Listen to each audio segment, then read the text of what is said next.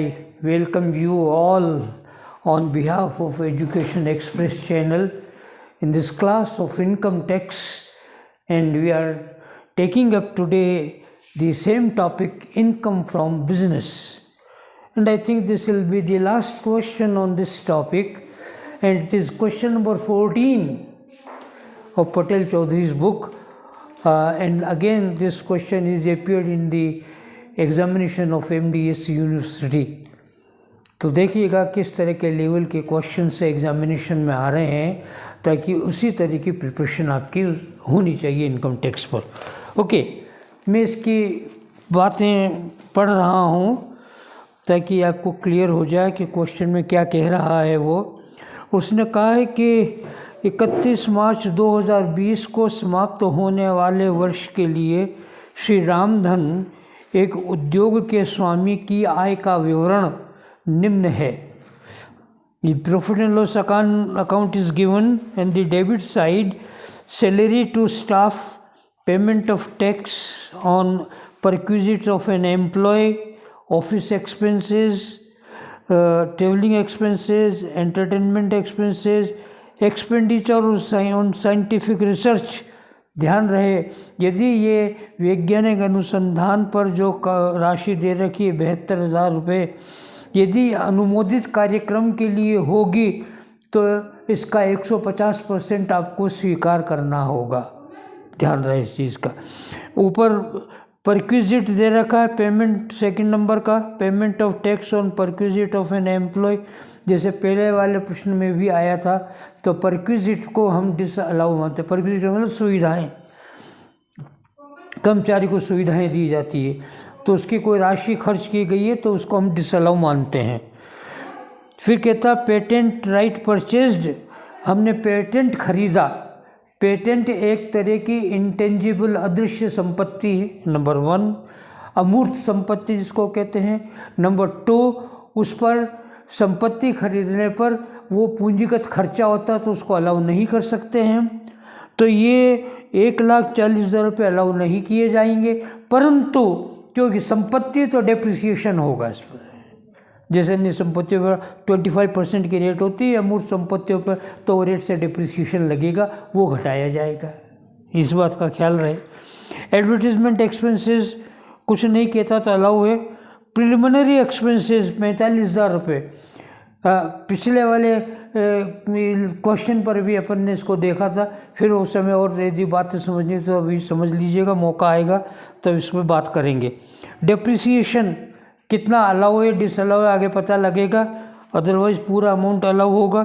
Provision for bad debts, सभी प्रकार के प्रोविज़न रिजर्व, चाहे किसी भी नाम से हो, बैड डेट्स के नाम से, डिस्काउंट के नाम से, और या और कोई जनरल रिजर्व के नाम से, किसी भी प्रकार के रिजर्व या प्रोविजंस होते हैं वो टोटली डिसअलाउड होते हैं, तो ये भी डिसअलाउ होगा। सिक्योरिटी ट्रांजैक्शन टैक्स अलाउड होगा। कमोडिटी ट्रांजैक्शन टैक्स ये भी अलाउ होगा।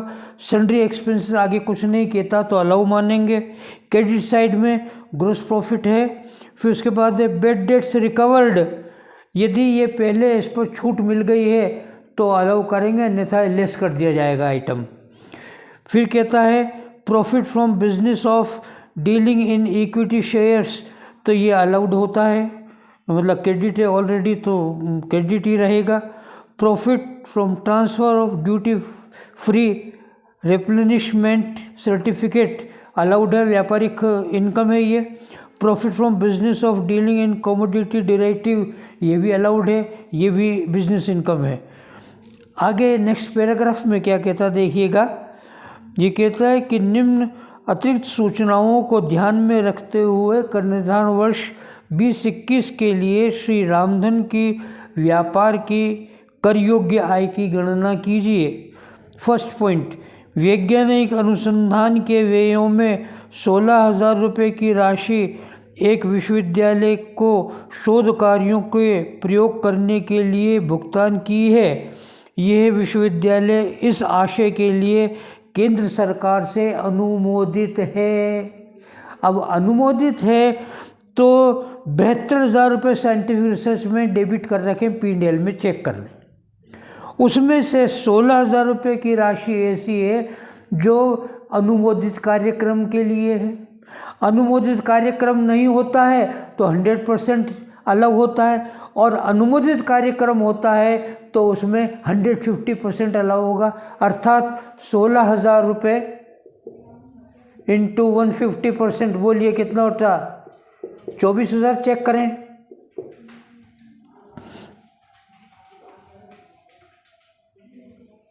चौबीस हज़ार। तो 16,000 तो 72,000 में ऑलरेडी शामिल है, अर्थात डेबिट है। आपको 24,000 माइनस 16,000, 8,000 रुपये और अलाउ करने हैं, लेस करने हैं। ध्यान रहे, इस तरह से होगा। ये एडिशनल लेस होगा, एक्स्ट्रा लेस होगा। ध्यान रहे, 16,000 में से ये इतना अमाउंट। ओके, सेकंड पॉइंट, यात्रा व्यय में एक कर्मचारी को बम्बई भेजने का 20,000 रुपये का दैनिक भत्ता सम्मिलित है। कर्मचारी ने मुख्यालय से बाहर 8 दिन व्यतीत किए हैं। तो कर्मचारियों को बम्बई भेजा है तो व्यापार के काम से लिए भेजा, तफरी करने तो भेजा नहीं। तो जो व्यापार के काम से भेजा गया तो जो भी खर्चा होगा वो अलग होगा, तो पूरी राशि अलग होगी। विज्ञापन व्यय में विक्रय वृद्धि हेतु भेंट के रूप में दी गई 25 इकाइयों की लागत 75,000 रुपये सम्मिलित है। विज्ञापन व्यय, एडवर्टाइजमेंट में हमने वो राशि भी शामिल कर दी है इसकी राशि 75,000 रुपये, जो हमने सैंपल के रूप में कुछ वस्तुएं दी थी, तो ये भी विज्ञापन होता है। आपने देखा सड़कों पर बैठे हुए लोग जो छोटे मोटी वस्तुओं की सेल करते हैं तो फ्री में कोई दवाइयाँ देते हैं। वो क्या करते हैं, मेडिकल की दुकान पर चले जाइए, मेडिकल रिप्रेजेंटेटिव आता तो डॉक्टर्स को हॉस्पिटल में वो सैंपल के रूप में दवाइयाँ दे जाता, देखिए साहब इस तरह की दवाइयाँ यूज़ करके देखिए, बताइएगा। तो सैंपल के रूप में कोई चीज़ें दी जाती है तो विज्ञापन का खर्च है, वो अलाउड है बिजनेस में, उसको अलाउड एक्सपेंडिचर माना जाता है। ठीक है, अलग होगा। प्रारंभिक व्यय की बात फिर डिटेल में उसी प्रकार से करेंगे जो क्वेश्चन को टेकअप करेंगे, अभी फ़िलहाल छोड़िए। विविध व्यय में 1,40,000 रुपये की एक ऐसी राशि सम्मिलित है जिसका भुगतान वाहक चेक के द्वारा किया गया था। अब देखिएगा, ध्यान से सुनिएगा, नियम की बात है। यदि कोई पेमेंट आप करते हैं किसी भी पार्टी को, व्यक्ति को हो, फर्म को हो, कंपनी को, किसी को भी, तो नकद पेमेंट अलाउ नहीं होता। 5,000 रुपये से ज़्यादा नकद पेमेंट नहीं कर सकते, नंबर 1। नंबर 2, यदि पेमेंट करना है आपको तो पेमेंट करेंगे क्रॉस चेक से या बैंक ड्राफ्ट से, ताकि वो उसके अकाउंट में जाए, डायरेक्ट पेमेंट नहीं ले सके। तो क्रॉस चेक से पेमेंट करें या ड्राफ्ट से करें या इलेक्ट्रॉनिक सिस्टम से होता उससे पेमेंट करें, ताकि उस पेमेंट का कोई डॉक्यूमेंट्री एविडेंस रहे, प्रूफ रहे कि कहाँ से पेमेंट आया, किसने दिया और किसको दिया और किस काम के लिए दिया, ताकि जो इलीगल काम होते हैं, इलीगल व्यापार होते हैं, उनके पेमेंट पर चेक किया जा सके, इसलिए ऐसी बातें की जाती है। तो कैश पेमेंट होगा तो अलाउ नहीं करेंगे। इसने जो पेमेंट किया है वो पेमेंट किया है 1,40,000 रुपये का bearer cheque. Bearer cheque is not allowed. Cash allowed नहीं है, बियरर चेक अलाउड नहीं है। क्रॉस चेक होना चाहिए या बैंक ड्राफ्ट होना चाहिए। आप इससे पेमेंट करेंगे बियरर चेक से तो वो तो एक तरह का कैश है, आपको दे देता, आपका पेमेंट हो गया, उनको एक्स को दे देता है, एक्स का हो गया, वाई को दे देता, वाई को हो गया, कोई भी ले जाएगा पेमेंट आपका वहाँ से उठाकर बियरर चेक से। तो इसलिए bearer cheque is not allowed, cash is not allowed. जो क्रॉस चेक है या बैंक ड्राफ्ट है या इलेक्ट्रॉनिक सिस्टम से यदि आप पेमेंट करते हैं गूगल वगैरह एटसेट्रा से, then it is allowed, otherwise not allowed. तो इसलिए इसको हम डिसअलाउ करेंगे 1,40,000 रुपये को। डूबत ऋण प्राप्ति में 15,000 रुपये का ऐसा ऋण प्राप्त हुआ जिसको निर्धारण अधिकारी ने 2 वर्ष पूर्व अस्वीकृत कर दिया था। तो पहले डूबत ऋण था, पहले कभी डूब गया था कुछ वर्षों पहले, और बेड डेट्स के रूप में उस समय उसे अलाउड एक्सपेंडिचर नहीं माना था, तो अलाउड एक्सपेंडिचर नहीं माना था, तो अब इसको इनकम आप कैसे मान सकते हैं, इसलिए घटाइएगा। हाँ, यदि उस समय अलाउ कर दिया होता तो इस समय ये इनकम बिजनेस इनकम मान ली जाती। तो देखिए, डिपेंड करता है कि क्वेश्चन में क्या कहा गया है, उस पर एक ही आइटम को अलाउ या डिसअलाउ करने की बात हो सकती है। ये क्वेश्चन की जो लैंग्वेज उस पर डिपेंड करेगा। यदि ये बेड डेट्स पहले अधिकारी ने स्वीकार कर लिया होता तो अभी ये ऐड किया जाता, क्योंकि स्वीकार नहीं किया गया तो उसको ऐड अब नहीं कर सकते। ये लैंग्वेज पर डिपेंड करेगा। ओके, तो 15,000 रुपये लेस कर देंगे उसमें से। फिर कहता, विविधियों में एक व्यापारिक संपत्ति के स्वामित्व के दोष को दूर करने के लिए 2,000 रुपये की कानूनी लागत भी शामिल है। व्यापारिक संपत्ति पर खर्च किया गया। आप जानते हैं कि व्यापारिक संपत्ति यदि है तो उस पर कुछ जो खर्च किया जाता है वो संपत्ति की लागत में जोड़ा जाता है। उसको लाने का खर्चा, ले जाने का खर्चा, स्थापना का खर्चा, कोई कानूनी दाव पे तो उसका खर्चा, कहीं रजिस्ट्रेशन कराना हो तो उसका खर्चा, कोई टैक्स देना हो तो वो खर्चे, सारे के सारे उस संपत्ति की लागत में जोड़े जाते हैं।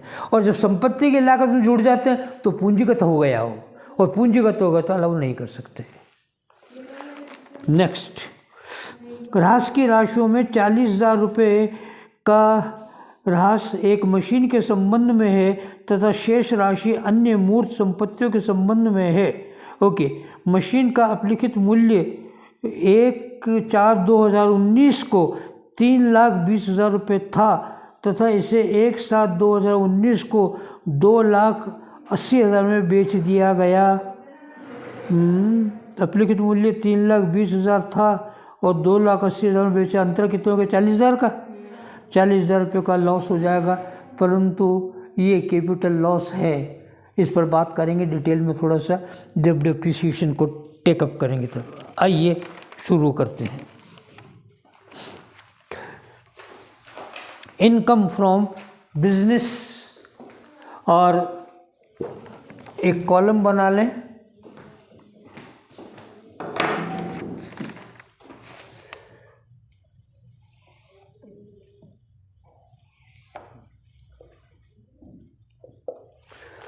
फर्स्ट नेट प्रॉफिट को बेस बना करके शुरू करें।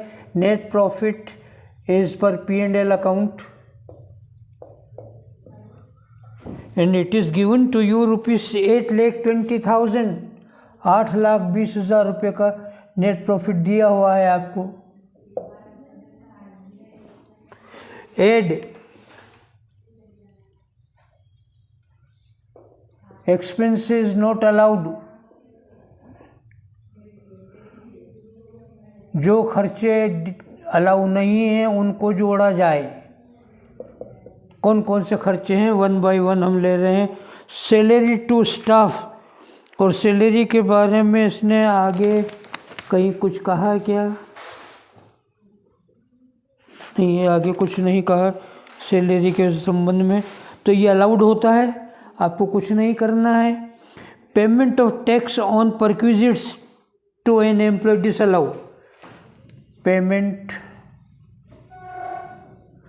ऑन परक्विजिट, बस इतने लिख दें। ऑन पर्क्स भी कहते हैं इसको। 2,000 रुपये इनर कॉलम में लिखें। ऑफिस एक्सपेंसेस, कार्यालय के व्यय के बारे में कुछ आगे तो कुछ नहीं कह रहा है, नथिंग, तो ये अलाउड है, आपको कुछ नहीं करना।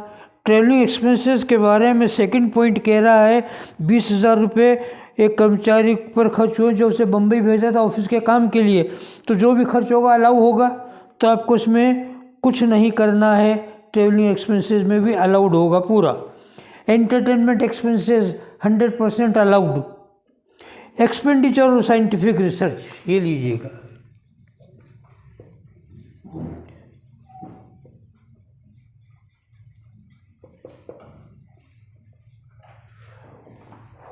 ओह, परंतु ये तो लेस करना पड़ेगा, आपको बताया था उस समय। एड आइटम नहीं है, ये लेस किया जाएगा। अभी छोड़िएगा इसको, लेस आइटम्स में आएगा ये। साइंटिफिक रिसर्च 16,000 24,000 का अंतर 8,000 रुपये लेस करेंगे। अभी छोड़िएगा, पेटेंट राइट को डिसअलाउ करें। Purchase of patent right,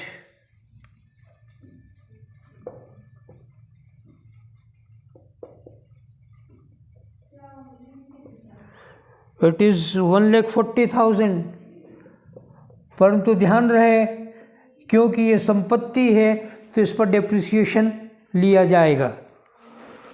next point,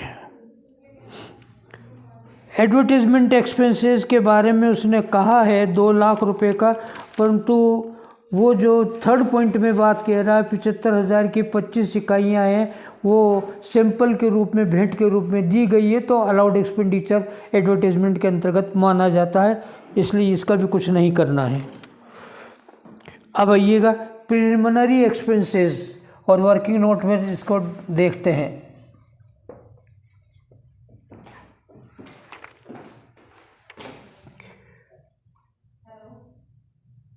ये वर्किंग नोट ले रहा हूँ इस तरफ,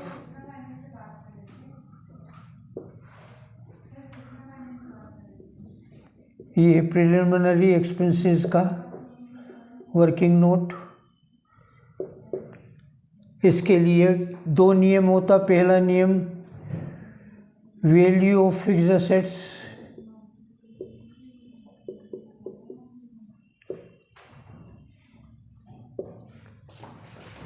फिक्स्ड एसेट्स देखिए कितनी दे रखी है इसने, पॉइंट नंबर 4 पर 5 पर दे रहा है ये 10 लाख रुपए की। 10 लाख इंटू 5% बोलिए 50,000, चेक करो। अथवा second point, actual preliminary expenses, actual कितने हुए हैं 45,000 रुपये। P&L में देखिएगा 45,000 रुपये। Which ever is less,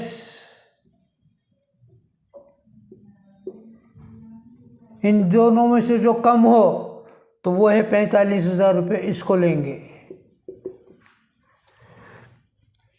1/5 of into 45,000 9,000, 9,000 रुपये अलाउड होंगे, बाकी के डिसअलाउड हो जाएगा। ठीक है, आइए प्रिलिमिनरी एक्सपेंसेस ये दे रखा 45,000 रुपये, लेस डिसअलाउड, लेस अलाउड वो आया है 9,000 रुपये। लेस करें 45 में से 9,000 और बाकी का 15 6 36,000 रुपये डिसअलाउ, इस प्रकार से लिखा जाए। ये डिसअलाउड है।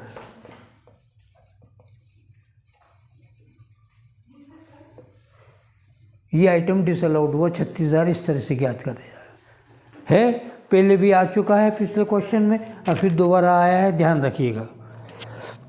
फिर कहता है डेप्रिसिएशन 1,60,000 रुपये का, और यहाँ देखिए पीछे डेप्रिसिएशन के लिए उसने कुछ कहा है।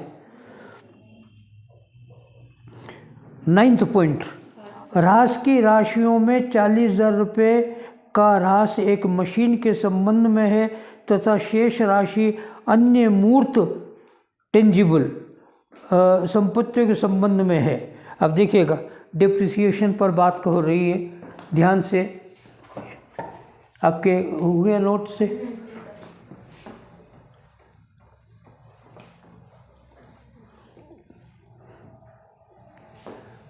डेप्रिसिएशन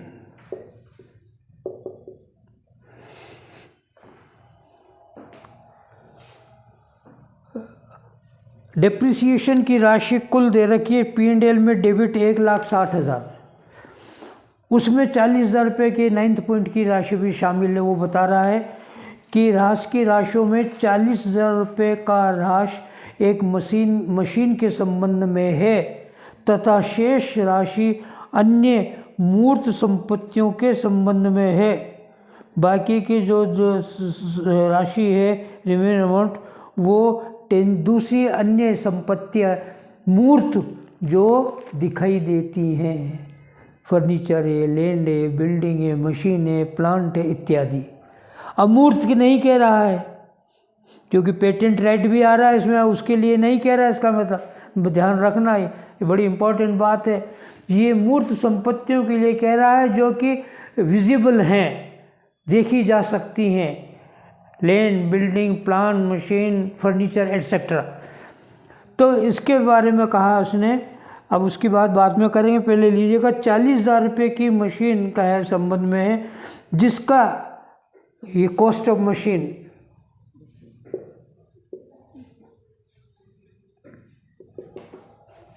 40,000 बंद करें इसे। Written down value of machine, और वो दे रहा है शेष राशि को संबंधित मशीन का अपलिखित मूल्य, कॉस्ट ऑफ मशीन ह्रास की राशियों की राशियों में 40 रुपये का ह्रास मशीन संबंध। कॉस्ट ऑफ मशीन नहीं है प्लीज, डेप्रिसिएशन ऑफ मशीन है, इट इज डेप्रिसिएशन।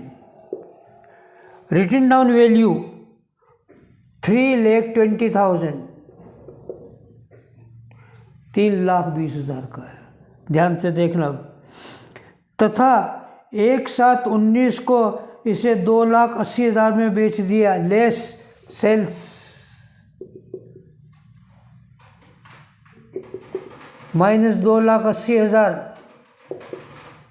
तो 3,20,000 की चीज़ को 2,80,000 में बेच दिया, तो डिफरेंस है 40,000। It is capital loss.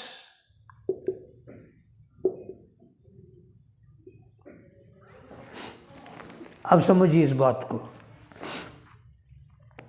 हो डेप्रिसिएशन का टॉपिक हम पढ़ चुके हैं, और आपको मालूम है उसमें बताया गया था कि संपत्ति हो तो पहले उसकी कॉस्ट ले लें या अपलिखित मूल्य जो भी वो ले लें, फिर यदि कोई उस ब्लॉक की संपत्ति खरीदी हो नहीं तो उसको जोड़ दें, माइनस यदि उस ब्लॉक की कोई संपत्ति बेची हो तो उसे माइनस कर दें। खरीदी कुछ भी नहीं तो जोड़ने का काम किया नहीं, बेची हमने तो उसको माइनस कर दिया और ये आ गया। एक बात। दूसरी बात, उसी टॉपिक में ये भी बताया गया है, और बिजनेस में बार बार ये पहले भी आ चुका है क्वेश्चन में, कि यदि किसी ब्लॉक की एक ही संपत्ति और वो भी बेच दी जाए तो उस साल उस पर डिप्रिसिएशन नहीं होगा। यदि किसी ब्लॉक की कोई संपत्ति एक ही हो और उसे बेच दिया जाए, या उस ब्लॉक की सारी संपत्तियों को बेच दिया जाए, तो ऐसी स्थिति में उस साल आप डिप्रिसिएशन नहीं ले सकते। जो भी होगा वो या तो कैपिटल लॉस होगा या कैपिटल प्रॉफिट होगा। बात समझ में आ गई? तो ये कैपिटल लॉस है, नो एनी डिप्रिसिएशन। बात समझ में आ गई? कोई डिप्रिसिएशन नहीं है, इस पर ध्यान रहे। तो इसका मतलब ये हुआ कि हमारे पास जो है वो कैपिटल लॉस है, और ये इसमें शामिल है डिप्रिसिएशन में, ठीक है? तो डिसअलाउ करेंगे क्योंकि कैपिटल लॉस है, नॉट अलाउड, इसको हम अलाउ नहीं कर सकते। तो यहाँ लिखें capital loss included in depreciation.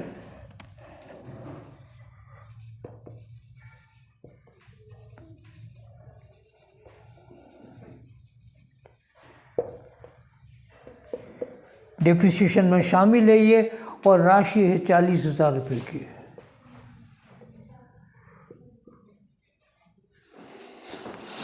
हाँ जी, और कोई आइटम रह गया क्या? चेक कर लें। इसमें डिप्रिसिएशन हो गया। प्रोविज़न फॉर बैड डेट्स, सभी प्रकार के प्रोविज़न रिजर्व डिसअलाउ होते हैं।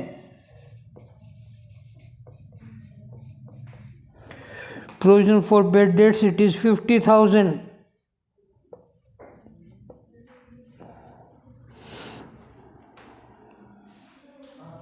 बस बाकी की तो लेस आइटम है जो करने हैं अपने को। ये भी लेस होगा, ओके। ये रहा 8th पॉइंट, विविध व्ययों में सन्ड्री एक्सपेंसेस चेक करो। सन्ड्री एक्सपेंसेस दे रखा है आपको लास्ट में, नेट प्रॉफिट से तुरंत पहले 1,52,000 का, उसकी बात कह रहा है। विविध व्ययों में 1,40,000 रुपये की एक राशि ऐसी सम्मिलित है जिसका भुगतान वाहक चेक के द्वारा किया गया। ये पेमेंट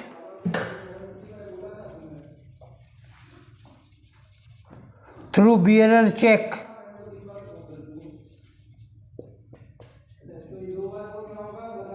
बियरर चेक जानती हो सर?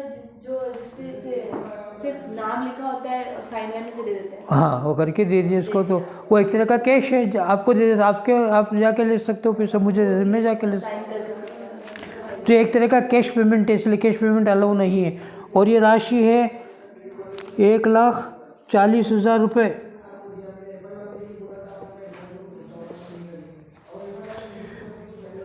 एक और है 8वां पॉइंट, विविध व्ययों में एक व्यापारिक संपत्ति के स्वामित्व के दोष को दूर करने के लिए 2,000 रुपये की कानूनी लागत लिखिएगा। एक्सपेंसेस ऑन असेट्स 2,000 रुपये, ये पूंजीगत खर्चा हो गया। और चेक कीजिएगा कोई आइटम तो नहीं रहेगा, विविध व्यय भी हो गया, ह्रास हो गया। ये देखिए डूबत ऋण की राशि ये लेस होगी। अतिरिक्त प्रारंभिक व्यय की राशि, प्रारंभिक व्यय के बारे में लिखी थी ना, ये ना 936। और कोई रह गया? बाकी अब लेस आइटम से। चलिए टोटल कीजिएगा इनका और सेकंड कॉलम में लिखें टोटल को।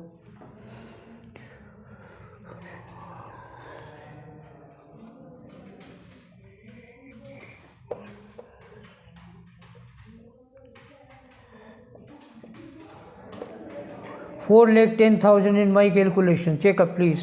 Yes sir, 4,10,000। सेकंड कॉलम का टोटल करें 12,30,000। ऊपर 8,20,000 का जोड़ दें। अच्छा हाँ हाँ जी sir.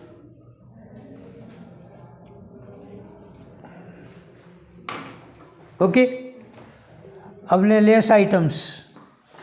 Less allowed expenses and बस ये भी तो फर्स्ट पॉइंट। आइएगा क्रेडिट में पहले बेड डेट से रिकवर्ड,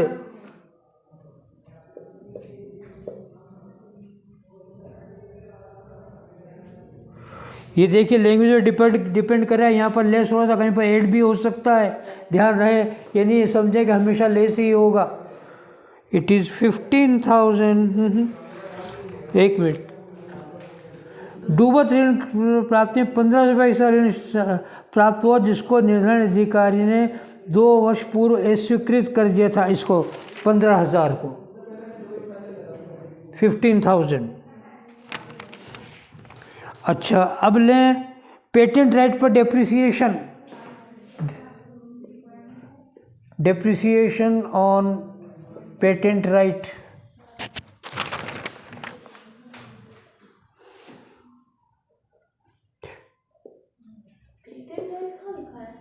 पेटेंट राइट P&L में लिखा हुआ है ना। Profit for transfer to duty फी।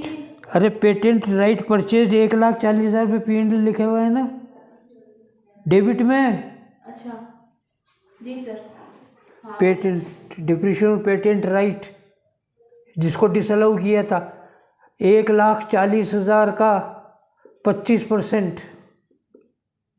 एक मिनट जरा डेप्रिसिएशन के रेट चेक कर लीजिए, उसमें डेप्रिसिएशन के टॉपिक में यही रेट है वैसे तो मेरे ख्याल से।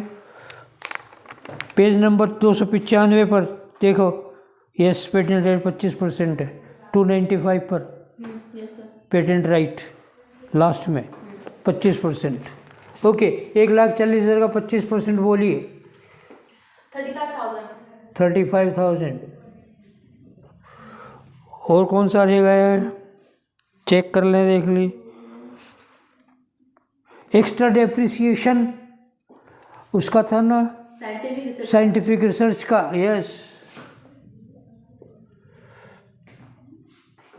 यहाँ तो नहीं लिया कहीं, पहले पन्ने देख लें। नहीं सर, लिखा था पर मैं हाँ, extra depreciation on scientific research तो ये था 16,000 रुपये। 24,000 माइनस 16,000 था शायद, चेक करो पहले। हाँ तो 16,000 का 150 था ना। हाँ तो 24,000 16,000 हो गया ना, 8,000 या 16,000 का 50% कर दो, एक ही बात है, 8,000। और बोलिए, और कोई रहा क्या, चेक कर लें किसी तरह का कोई आइटम तो नहीं रह गया है। ओके, टोटल कीजिएगा इसका।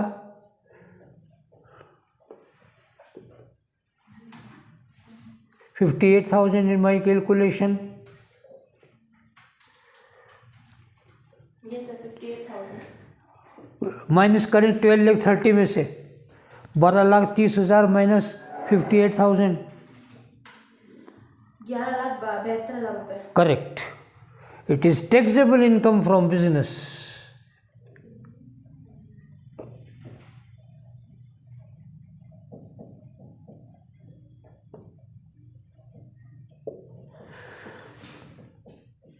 $11,72,000 ये देखिए। Now, like this problem is also completed, and hence we have taken up all the important unsolved questions also in this class. So I think there should be no any problem from to you also. And next day we will be taking up the next new topic, and that will be the income from capital gains. Good luck and thank you.